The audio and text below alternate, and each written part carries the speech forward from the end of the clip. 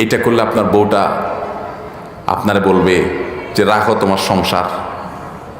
আশেপাশে সবাই কত লাল হয়ে যাচ্ছে, নীল হয়ে যাচ্ছে, কালারফুল জীবন যাপন করছে, আর তুমি কি মিয়া 10,000 টাকা বেতন পাও, এটা দিয়া খয়রাত আনো?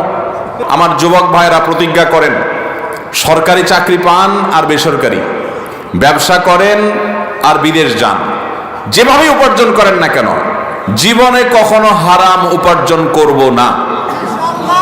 নিয়ত করবো তো ইনশাআল্লাহ। এই জন্য সাহস লাগে। কিন্তু মুশকিল হলো কি জানেন, এটা বড় কঠিন কাজ। কেন কঠিন বলেন তো? এইটা করলে আপনার বউটা আপনারে বলবে যে রাখো তোমার সংসার। আশেপাশে সবাই কত লাল হয়ে যাচ্ছে, নীল হয়ে যাচ্ছে, কালারফুল জীবন যাপন করছে, আর তুমি কি মিয়া 10,000 টাকা বেতন পাও, এটা দিয়া খয়রাত আনো? দেখবেন বউটাও খুব একটা রাজি না। আরে বউ তো অনেক পরের কথা, নিজের জন্মদাতা বাপটা দেখবেন খুশি না।